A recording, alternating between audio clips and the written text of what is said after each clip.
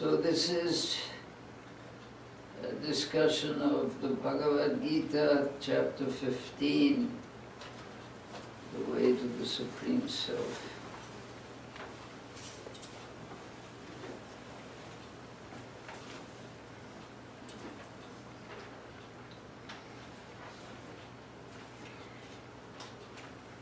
You know, when we start, before we start our meals, we say Brahmarpanam Brahma Haviya Brahmagnao Brahmanahutam.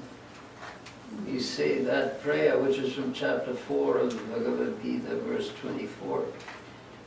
But that's because we're lazy. There are monks in the Uttarakhand who will recite the whole of chapter 15 of the Gita before meals. Because it talks about Vaishvanara, the fire, the internal fire.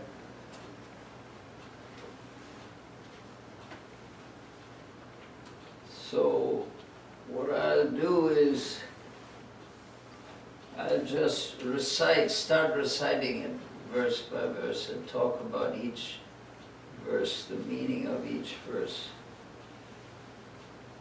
Normally the chapter 2 of the Gita is considered the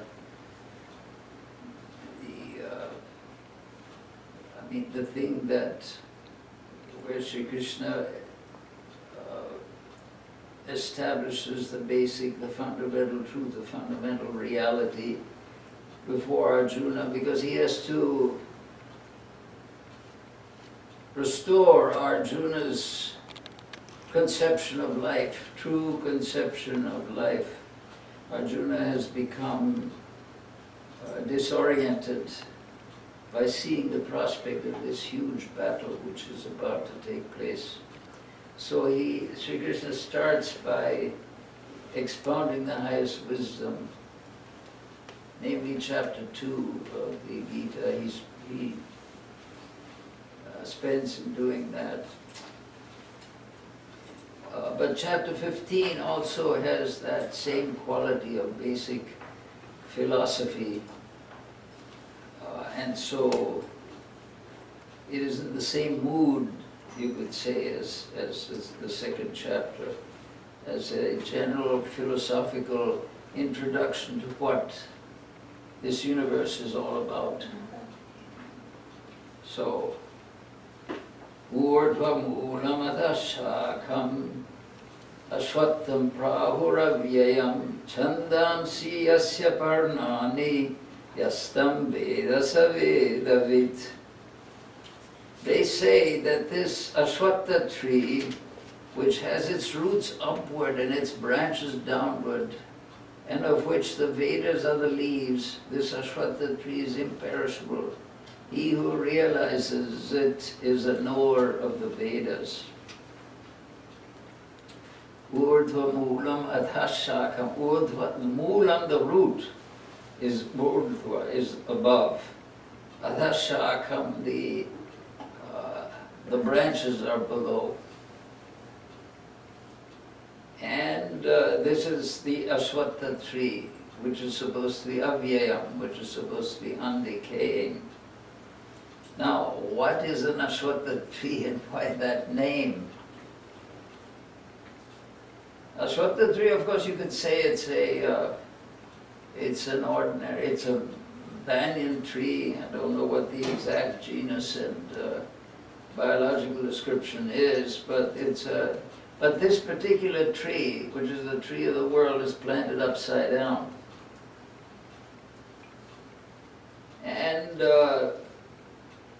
what is the meaning of ashwatha? Other than being the tree, or the name of the tree, swa is tomorrow.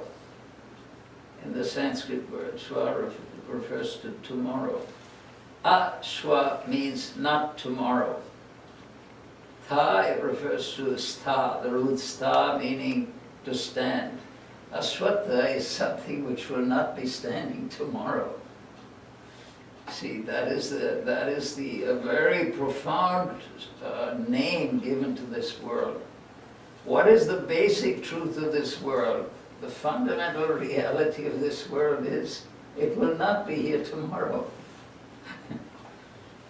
Now, we know all of this very well. We know it in theory, but the truth of it doesn't penetrate into our hearts. That is the problem. This world should be looked at not in an optimistic way or a pessimistic way, in a realistic way. Realistically speaking, that's what this world is. It's the one absolutely verifiable, true characteristic of this world is ashwatha. It will not stand tomorrow. Tomorrow it will not be there. I mean, it may not be tomorrow, but it may be tomorrow after tomorrow after tomorrow. Certainly some tomorrow it won't be there. The amazing thing is we all know we will die because all of our ancestors going back untold generations have passed away. We will certainly go that same way. But we say, okay, that's fine, at least this world will be here, descendants will be here, and then also the theory of reincarnation, I'll come back, I'll have another chance at this. All right. But there's another basic fact involved in this. This world won't be here either. In other words, there's something totally and fundamentally wrong with the whole concept. We're pinning our hopes, our life, on something, ourselves, which will not be here tomorrow, and thinking that at least I'll come back and try another time and do this and that, because reincarnation is very helpful in those ideas. If you accept the theory of reincarnation, which generally the whole world accepts, even the Christians did accept it for some time. Jesus hints about it in the New Testament. We'll all come back. And so then you've got a system which might work. Yes, this world is all right. I have to leave it. Okay, what can be done about that? But I know I will come back and get another chance to try. But there's an additional and more fundamental flaw. The world itself won't be there after some time. What does that all indicate? What it all indicates is that none of this is necessary for us. Neither this body, nor this mind, nor even this universe. This world is not necessary for us. We have mistakenly put our faith and trust and confidence and taken our stand on something which is basically all wrong. I mean, it's okay for now, but it's not something that you want to build anything on. It's not something which is really fundamental, which is really important. What we want in our heart of hearts is to find something which is undecaying, eternal, which is true today and is going to be true tomorrow. But in the first verse of chapter 15, Sri Krishna puts out this fundamental reality which we refuse to believe, but which we cannot escape. The world itself will not be here tomorrow. Now, what does this indicate? This indicates that we have been barking up the wrong tree. Sometimes a dog chases a raccoon or some creature and chases it up the tree. The raccoon goes up the tree and the dog can't climb the tree, but it stands there barking. See, but sometimes dogs get confused and they start barking up a tree, but there's nothing up there. We're like that. We're, scrambling with this world and with, various limited things, and we're barking up this tree, but the truth is not there. What is the truth? The truth is we are that. Everything that we want to be, everything that we want to become, we are already and we have already. We don't need any of this. We don't need this body. We don't need this mind. We don't even need this universe in any sense whatsoever. We're simply temporarily associated with it, that's fine. But we don't really need it. We are fundamentally free, pure, independent, infinite, eternal.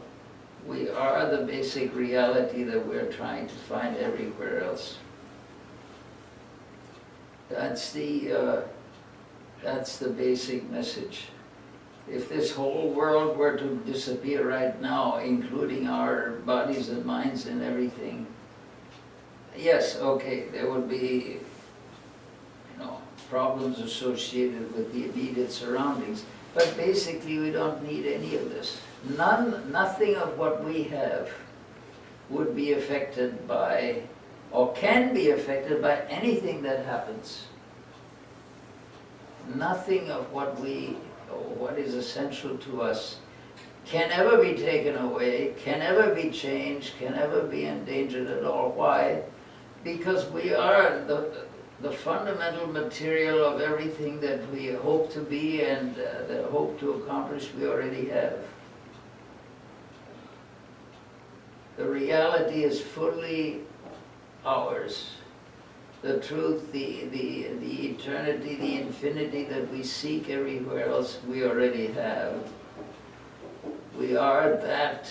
That is the basic truth that spirituality tries to teach us. We already have all of this. In what sense? In a very important sense. It can never be taken away. Because the one thing that is difficult for us to understand is that the very nature of every perception is infinite and eternal. Everything that I see, I may look at this rug, or I may look at these dishes. The essence of what I see is not the form or the substance of the dish or of the object I'm looking at. The essence of every perception of mine, I'm seeing God alone. I'm seeing the infinite and the eternal alone. That's all I'm ever looking at. That's all I can ever see. Somehow I've convinced myself, no, this is a material thing, and there are people here, and they have their psychology, and then this is made up of matter and all of that. I've convinced myself of all of this. Actually, the essence of every perception is God. Every moment, what we feel, what we think, what we believe, what we hope for, we already have. Every moment, it's totally, fully in our awareness. That God, that infinity, that ultimate reality, whatever name we give it, is fully ours. In every perception, we can see only that. We can never see anything except God.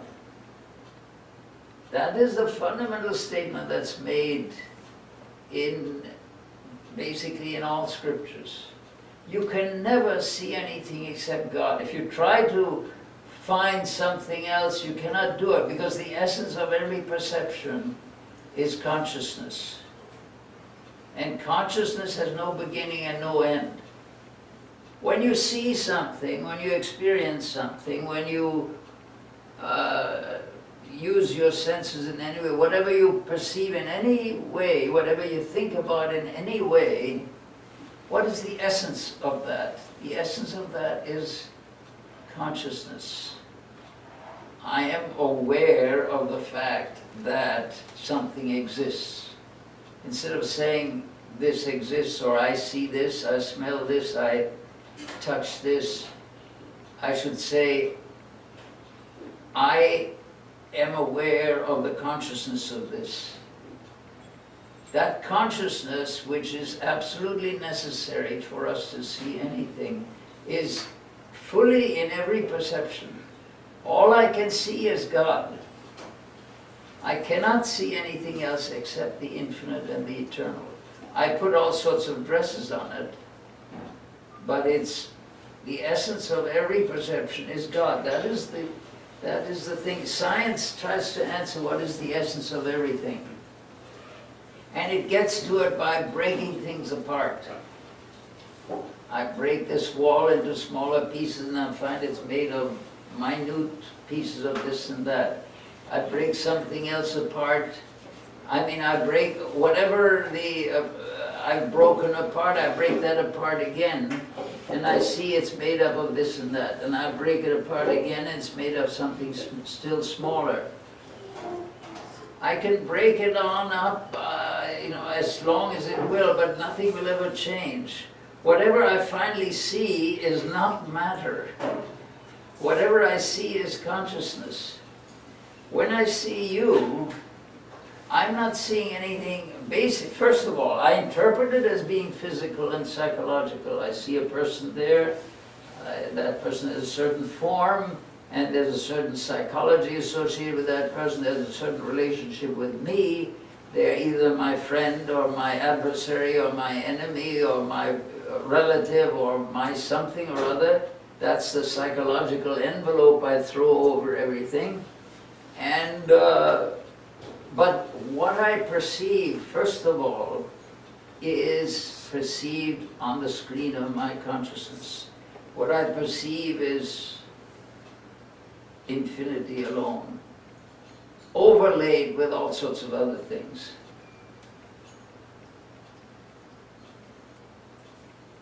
Okay, so this is the important aspect here. This is Vedanta, this is all religions.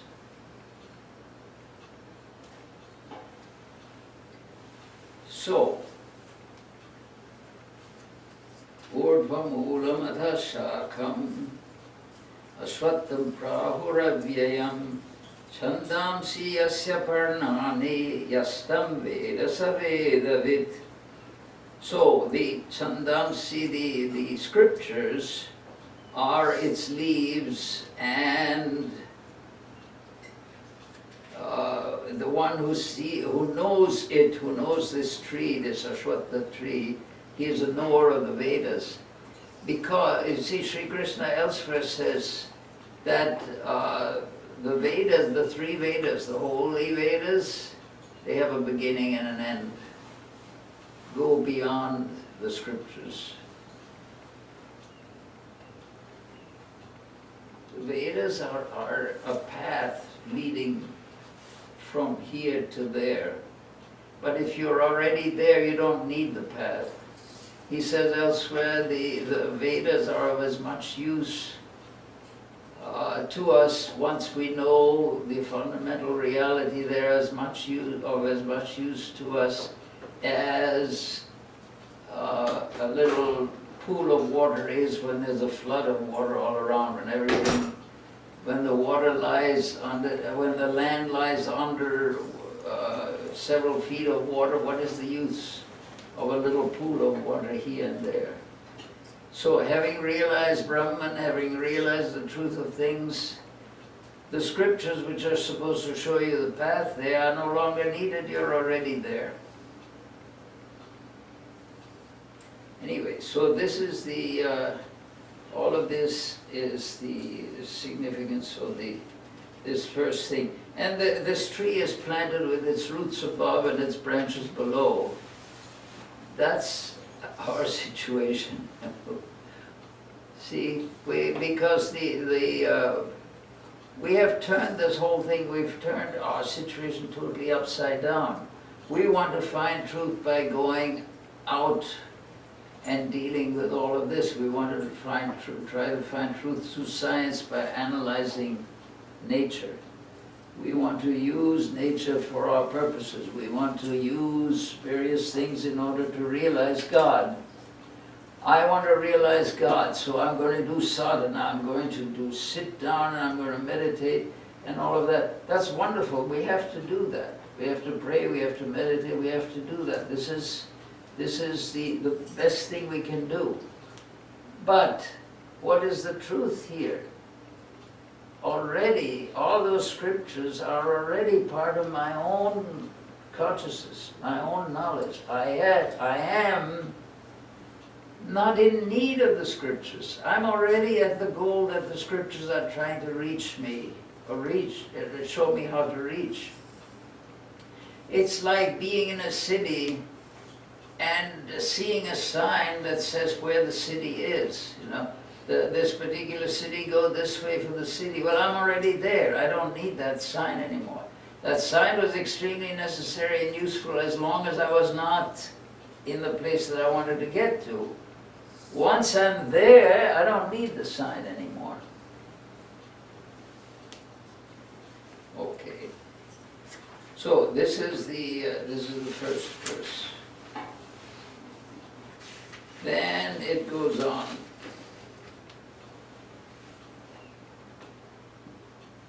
Adhashtordvam prasritastasya shakhaha guna pravriddha vishaya pravalaha adhascha mulanyanusantatani karmanubandhini manushya loke. The branches of that tree, which is planted upside down, extending downwards and upwards, are strengthened by the gunas, the qualities, and have sense objects as their shoots, and the roots, which are followed by actions, spread downward in the human world. So this whole, our existence in this universe, this tree describes that phenomenally complex root that ties everything together here. The relationships between one thing or another. This universe is a very complex entity. It's even become more complex. It used to be complex enough. Now we've added the internet.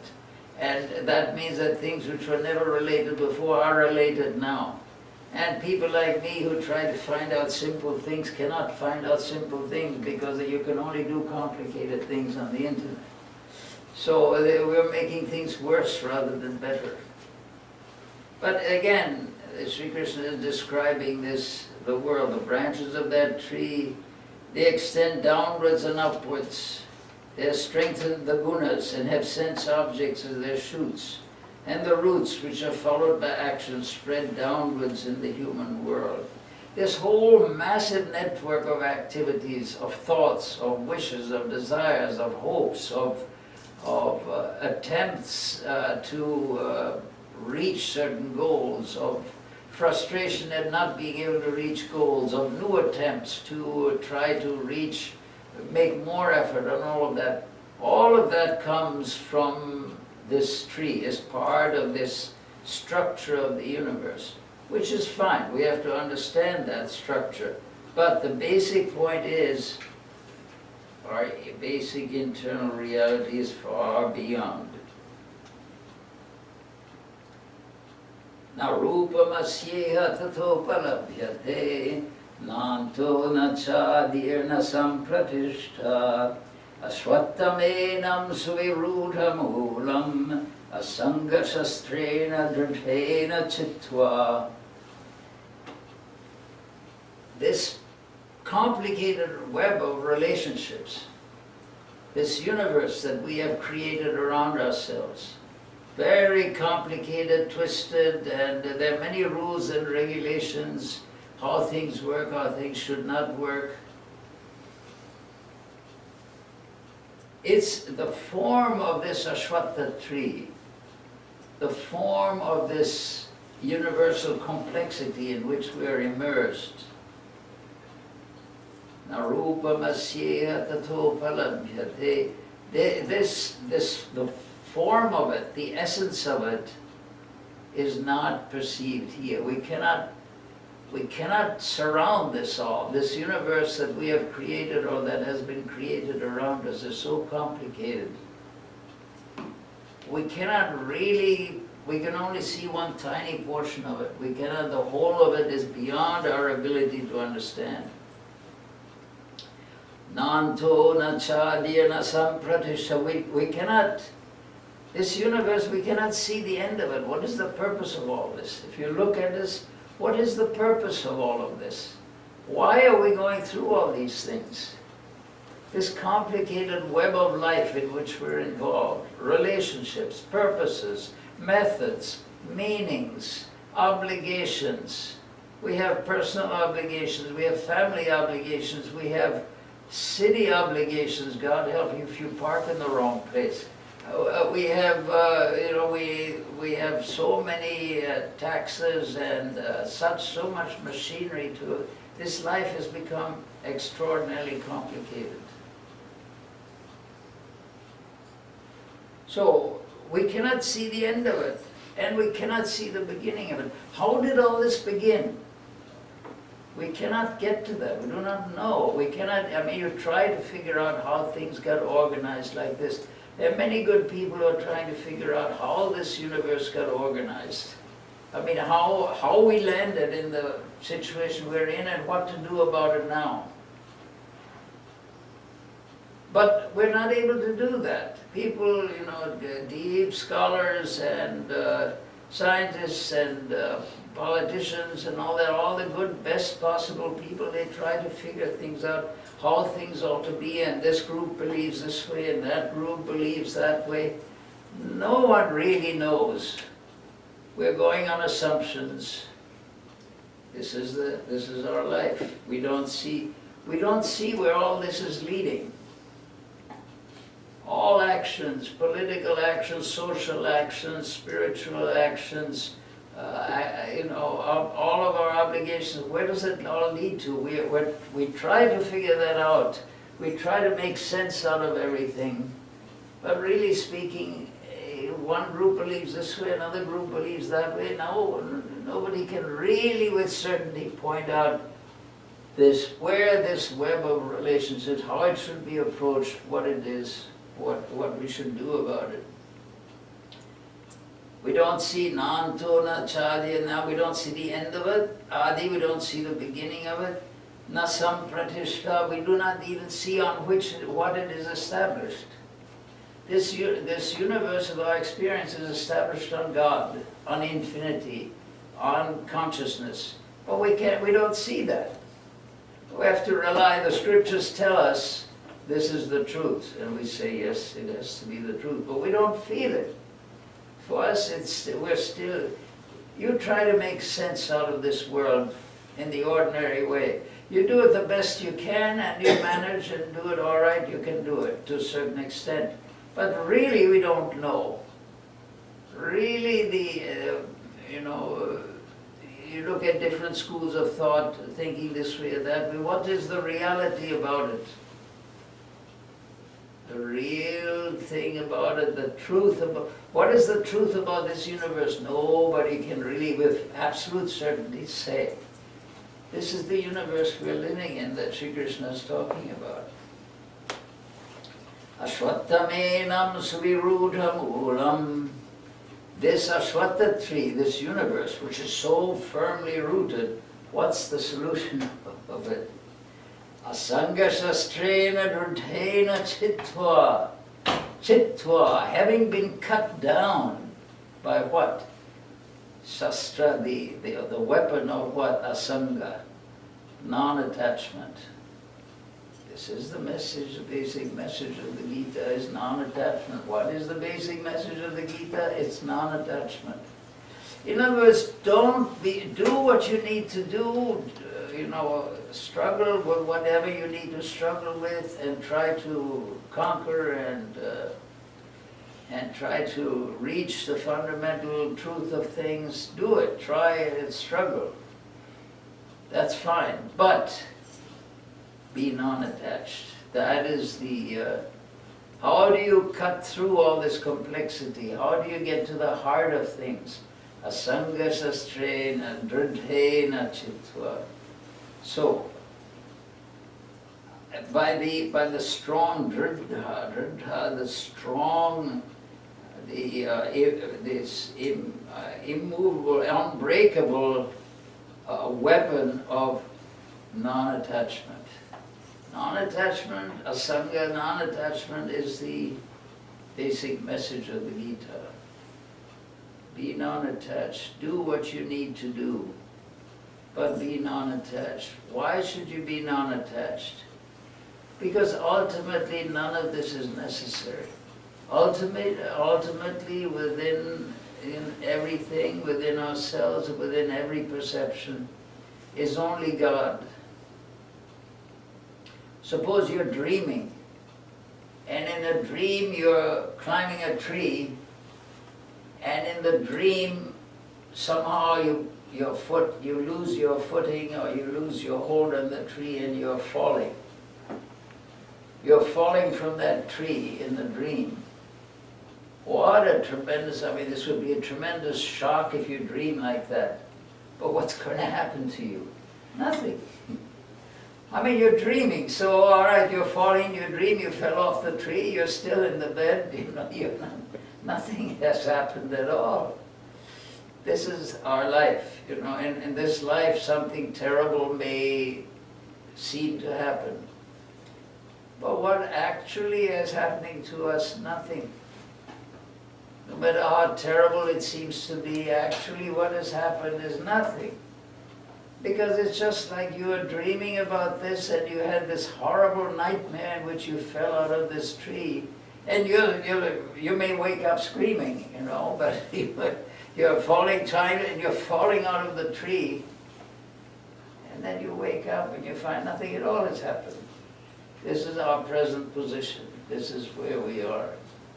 Because even in the worst case scenario, we are that infinite reality. Whatever happens to this body, whatever happens to this mind, whatever happens to this universe, nothing can happen to us. Nothing will happen to us at all. We are the basis of the universe. The universe, Swamiji, when he was in California, he was giving lectures in around Oakland, San Francisco, and Alameda. Alameda is an island which is just off the coast of Oakland. And there were people there who wanted to hear him. So they invited him to Alameda, and one lady saw him when he arrived. One lady welcomed him. "Oh, Swamiji, I see you're in Alameda." And he answered to her, of course he was smiling, he answered to her, "No, madam, Alameda is in me." That is the fundamental reality. I am not in this world. This world is in me. That is Vedanta. That is the fundamental truth, the fundamental reality. No matter how complicated, how terrible, or how ghastly your experiences happen to be, it's not that you're having the experience is happening within you. It's like as though you were asleep and were dreaming that you were falling out of a tree or something. How horrible it would be, how ghastly it would seem to be, but you wake up, nothing has happened at all. That is our basic position. So, asanga shastrena drudhena chitva, it has to be this problem of existence is to be handled how? By non-attachment. Do the best thing you can. Do it as completely, as perfectly, as well as you can, whatever you need to do. But don't be shaken by anything. Because ultimately, this thing is in you. Ultimately, this whole thing is, you're going to find out that what you're seeing as the surface, what you're seeing as the reality, is really nothing. It's really just like a dream. It's as insubstantial as a dream. Because of what? Because God is in your heart. God is the reality of every perception. You put each perception, you put each problem or each difficulty, you're looking at the surface and that's how it looks. It's horrible. But the truth of the matter is the essence of every experience, including every perception, is divine, is divinity, is God, is that ultimate reality, is consciousness. So, what is the problem? What is the way to solve our problems in this world? Asanga shastrena, this weapon of non-attachment. Yes, do the best you can. Fight the good fight as much as you have to do. Whatever situation you have to be in, do the very best. But know that ultimately, none of this is of any ultimate significance. Right now, yes, individuals, certain limitations, you have to worry about. Yes, if I do this, certain limited things may be affected. Okay, do that. Do the game, play the game as well as you can. But realize, win or lose, nothing matters. You are that infinite that you're trying to reach. You are the infinite that you're trying to reach. Tatha padam tat parimargitavyam yasmin gata nanivartanti bhuyaha tameva chadyam purusham prapadye yathah pravrittih prasrita purani. That from after this, after your, this having dealt with this, the problem, this universe, this ashwatha tree that has been planted upside down, which you have to deal with. Thereafter, that state has to be sought for, going where they do not return again. I take refuge in that primeval person from whom has come this eternal manifestation. Tameva chadyam purusham prapadye. Prapadye, I approach that eternal Purusha from which this tree of the universe has originated. So the strong acts of non-attachment, I cut down this tree because knowing that the essence is not in the tree, it's something I have to deal with, but it's not fundamental. But having done that, what is the thing? What is my ultimate position? Tameva chadyam purusham prapadye. I approach that original Adi, that original Purusha, that original infinite being, that infinite reality. Adi means it was there at the beginning. It had itself no beginning. Anadi anantam. It has no beginning and it has no end.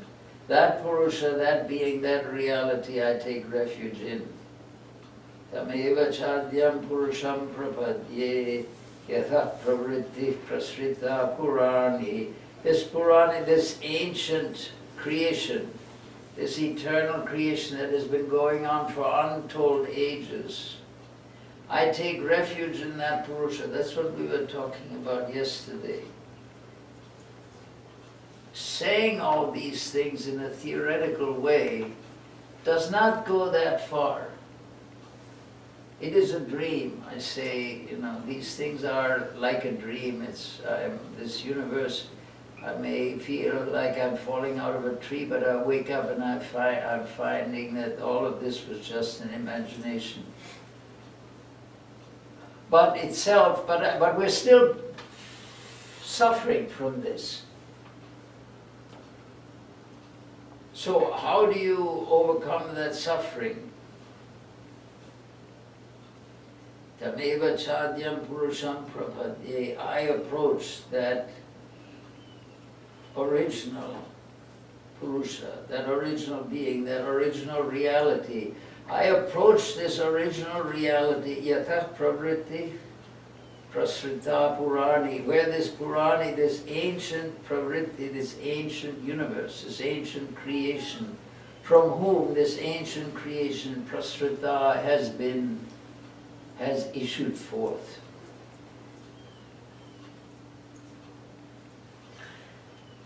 That is what we were talking about yesterday. Somehow, the idea, just to say it in a theoretical way, there's nothing for me to worry about. It's just like dreaming I'm falling out of a tree. This universe is, has no grip, no hold on me. But nevertheless, we still feel it. You feel the pain and the misery of it. You feel the trouble of it. You feel the difficulty of it. So what do? You take refuge in that being who created all of this. What is this now? A child was told by its mother, "No, you don't do this." And the child said, "Yes, mother." But then the child does it anyway. And then the problem is mother's going to find out, what's mother going to do? She's going to, maybe give me a good beating. I don't want that. I'm afraid of that. So what are you going to do?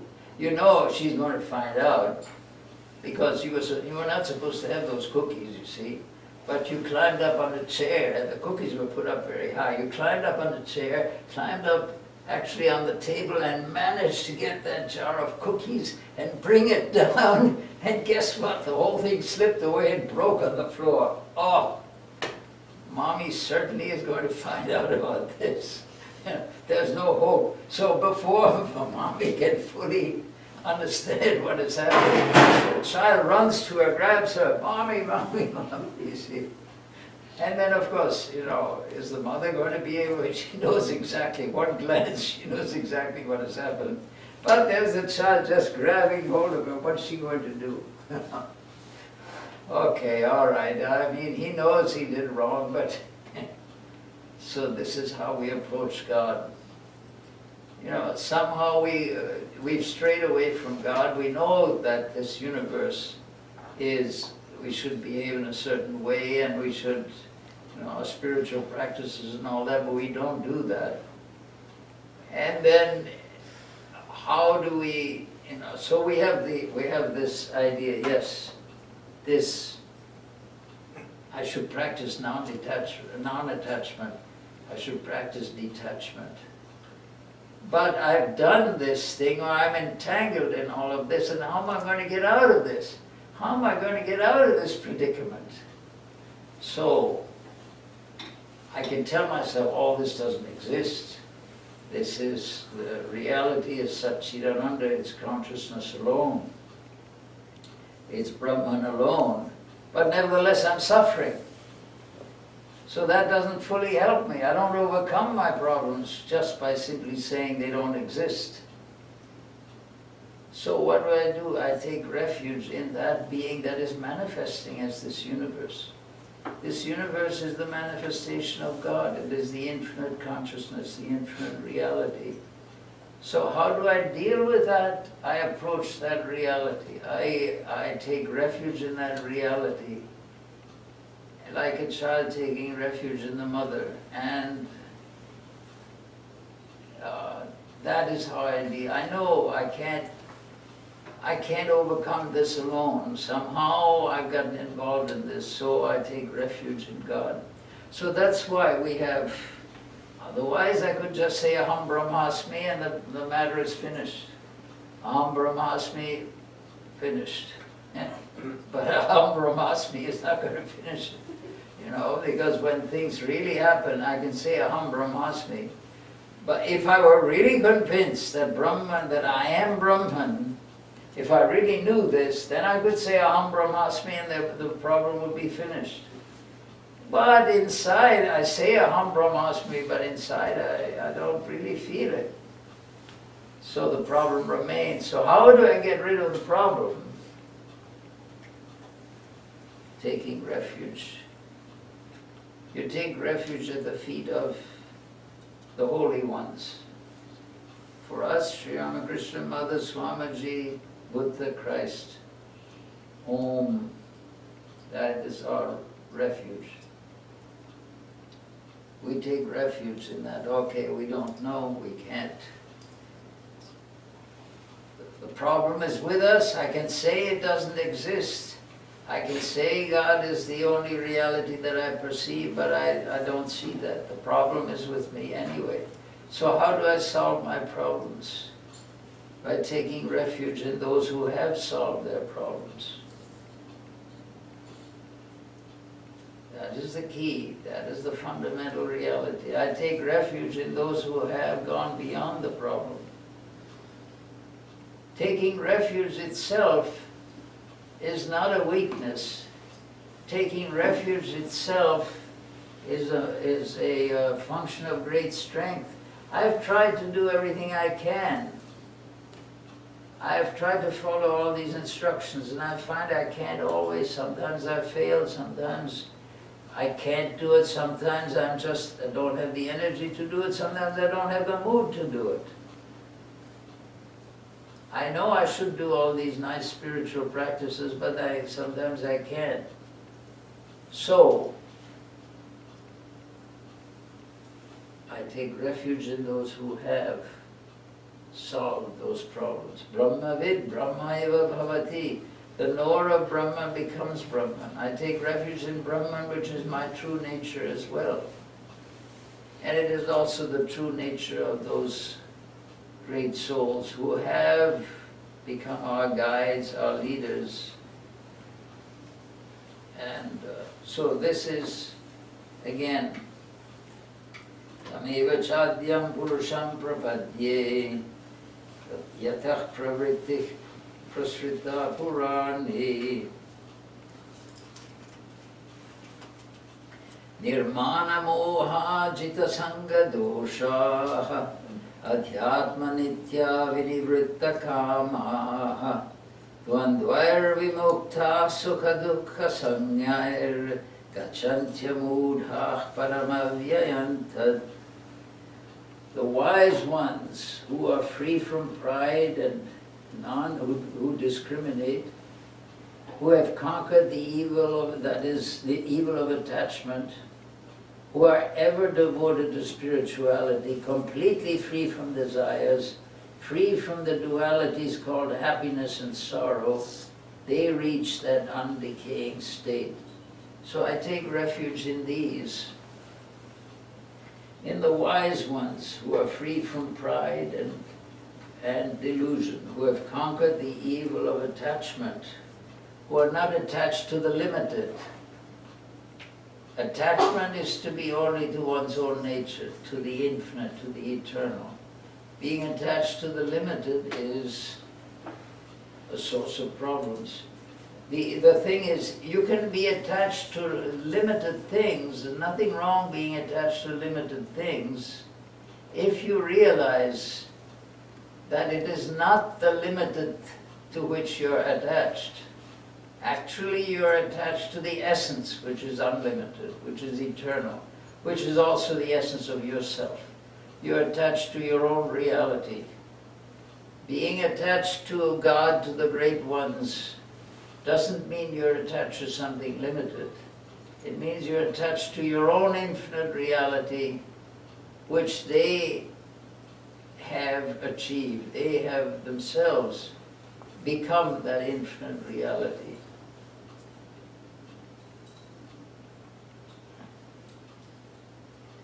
Then Sri Krishna goes on to other verses which describe the nature, Sri Krishna's nature, which is our nature too, which is our essence also. Na tad bhasayate suryo na sasanko na pavakaha yad gatva na nivartante tad dhama paramam mama.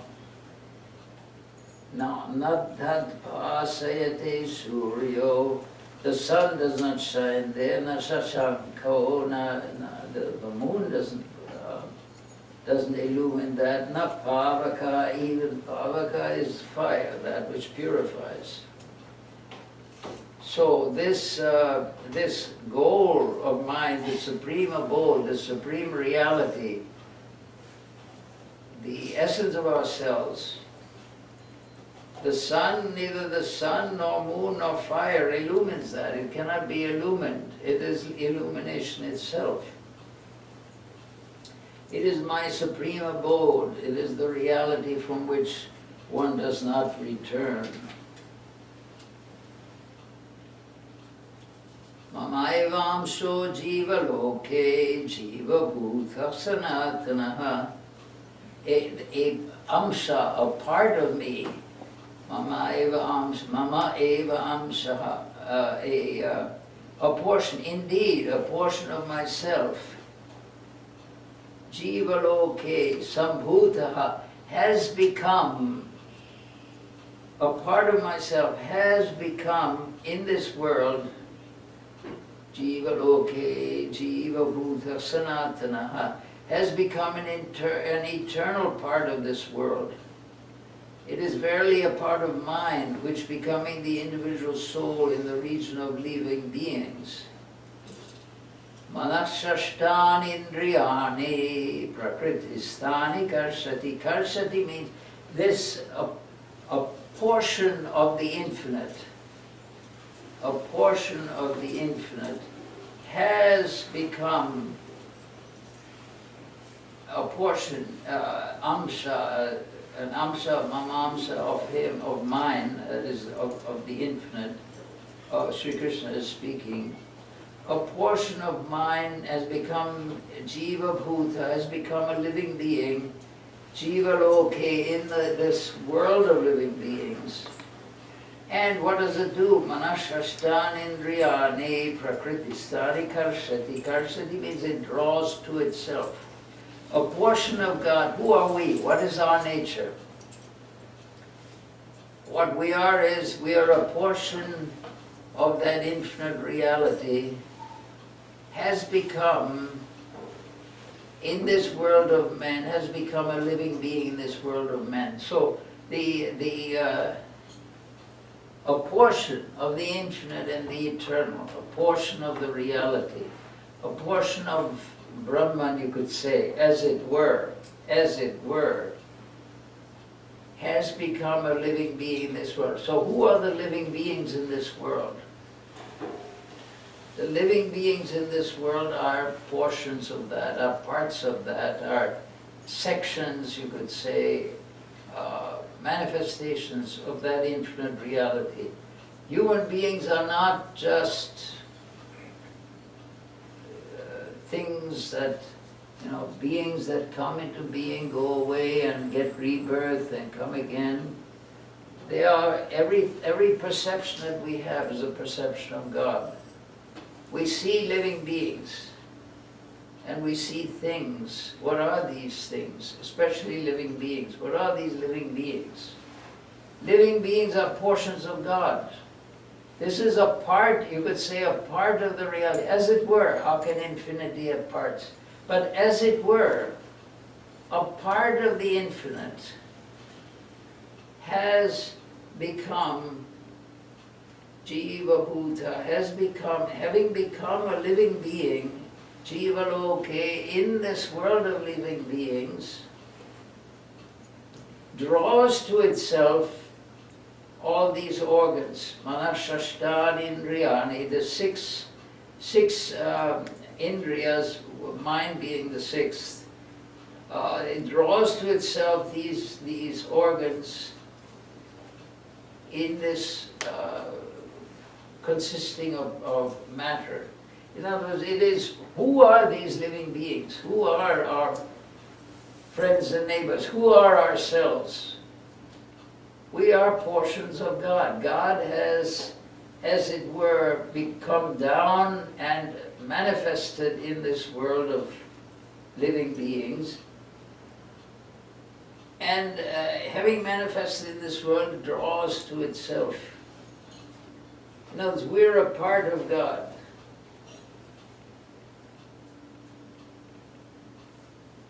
Which seems to abide in the world of nature. So, mamaivam sho jiva loke jiva bhuta sanatana. It is a part of me that has become all of this. So what is this universe? This universe is a part of me. Mavaivamsho jiva loke jiva bhuta sanatanaha manashashtani indriyani prakritistani karshati. So it becomes a part in this world. So what we're seeing, the living beings that we see are manifestations of God. Everything, every perception is a perception of the infinite. One verse. Aham Vaishvanaro bhutva praninam deham ashritaha pranapana samayuktah padsyamyannam chaturvidham. So, I have become Vaishvanara, taking the form of Vaishvanara. Vaishvanara is Vishvanara, with all beings, the nourishment of all beings, residing in the bodies of all creatures. I, in association with prana and apana, the internal energies, I digest the four kinds of food. So even digestion of food is associated with God. So therefore, because of this one verse, the monks in the Uttarakhand, they usually chant the whole of the 15th chapter of the Gita before meals. Now, aren't you lucky? We only have to chant one verse, one verse, the 4th chapter, the 24th verse. If we had this other tradition, you know, the food would get cold before you. So you start chanting while you're cooking. Start chanting while cooking. He's got Sripad, it can be worse than that. Swami Vedananda at Shanti Ashrama would chant the whole of the Gita, all 700 verses, before breakfast. Wow. Take that, put that in your pipe and smoke it. So, in fact, you described about the Ashwatha tree, right? So, this is understanding this as a paradox, or a paradoxical, what we call the construct of the world. Now, if I say that that we live in a paradoxical environment, or maybe we are designed to live in a paradoxical environment, is it to solve a particular riddle that is beyond or which contradicts this paradox, to realize that the Brahman is beyond this paradox.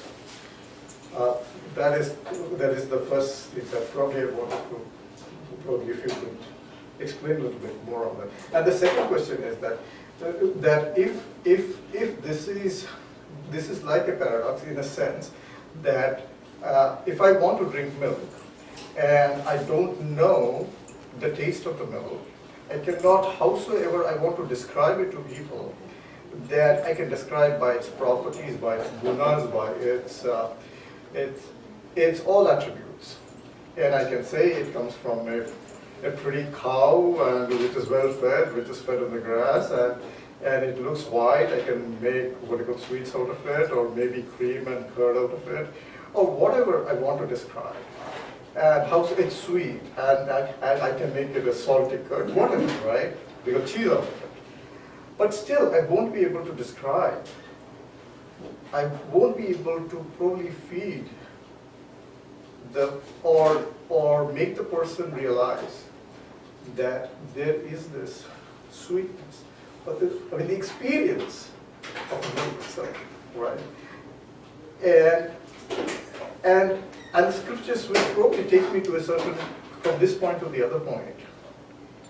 And so my second question was that, is it something by the time you reach the end of the scriptures, or maybe you go beyond the scriptures to realize, the taste of the Brahman through the knowledge of the Brahman itself, right? So kind of these two questions are kind of probably part A, part B kind of question, you know. So first is the paradoxical portion, and the... First of all, because how do you explain the contradiction? Yes, if this is a paradox, if this is a contradiction by itself, then is Brahman, is the understanding of the Brahman is going to resolve this contradiction? Or is it going to, what do you call, nullify this contradiction? No, the contradiction is there and everyone feels the contradiction. But, and the question is that the experience of Brahman does not solve the contradiction, it makes it irrelevant. Oh, I see. So, In other words, it is not, the questions we ask, we're asking all sorts of questions, but no answer that can be given to any question is going to be fully satisfying. yeah. That is almost, you can put that as a blanket rule. No question that is, no answer to any question is really going to satisfy the questioner. So what is it that has to happen? The question itself must vanish. Yes. That is the So- thing, the contradiction itself must vanish. If you're you're dreaming and Swamiji uses that example, I mean, I'm dreaming that I'm a fox and a dog is chasing me, and I ask myself, why is this dog chasing me? And then I wake up. What has happened to this question? Why is the dog chasing me? The question The itself, question is gone, right? it disappears. This is the same thing. You are asking, all questions about contradiction between A and B, but both A and B disappear. So So how can you ask about a contradiction between them? The very question has vanished. No longer necessary. You've learned more, so now you don't need to ask the question. That is the best way of answering a question. Right. When the question itself vanishes and it's no longer necessary to ask it. So the conceptualization of this Ashwatha tree is like a prop. Like, as long as I need to use the prop to figure out what this thing is, now once I know it, I mean, I don't need this prop anymore. No, you don't need it anymore. It doesn't, it's not necessary. You've understood. You have the whole thing, the very question itself has vanished. It's the only way of really answering a question when it becomes unnecessary or redundant or no longer relevant.